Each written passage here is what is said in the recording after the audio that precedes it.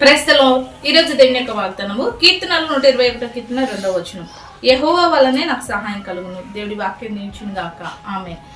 భక్తుడు చెప్తున్నాడు, తన శ్రమలో, వేదనలో, ప్రతికూల పరిస్థితుల్లో, తన అపాయాలలో నాకు సహాయము ఆ మనుషుల నుండి వస్తుంది, ఈ మనుషుల నుండి వస్తుంది. నేను వారి మీద ఆధారపడుతున్నాను, వీరి మీద ఆధారపడుతున్నాను చెప్పట్లేదండి.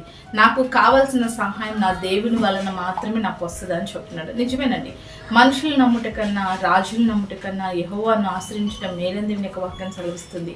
ఏ సహాయం కొరకైతే నువ్వు ఎదురు చూస్తున్నావో, ఏ సహాయం కొరకైతే నువ్వు మనుషుల మీద ఆధారపడుతూ వారు నీకు సహాయం చేయలేని పరిస్థితిలో ఉన్నప్పుడు చూసి, అయ్యో వీరు నాకు సహాయం చేస్తారనుకున్నాను కానీ వీరు నాకు సహాయం చేయట్లే, ఏ దిక్కు నుండి నాకు సహాయం వస్తుంది, ఏ వైపు నుండి నాకు సహాయం పొందుకోగలుగుతాను, ఇప్పుడు నేనున్న పరిస్థితుల్లో నాకు సహాయం చేయవారు ఎవరున్నారు అని చెప్పేసి నువ్వు అధైర్యపడుతూ కృంగిపోతున్నావేమో, భక్తులు చెప్తున్న రీతిగా దేవుని వలన మాత్రమే నీకు సహాయం అందాలండి. దేవుడు సహాయం చేయటకు సిద్ధంగా ఉన్నాడు.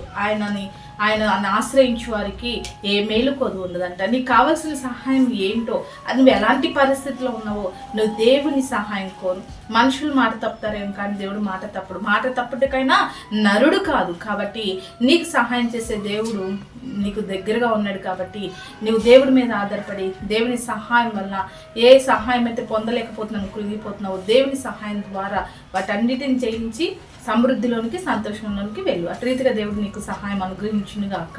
ఆమేన్. ప్రార్థన చేసుకుందామండి. సకల ఆశీర్వాదాలు కారణభూతుడైన మా ప్రియపరులకు తండ్రి యొక్క ప్రార్థనలకు ఇస్తున్న ప్రతి బిడ్డని జ్ఞాపకం చేసుకో.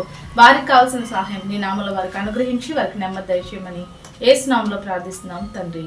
ఆమేన్.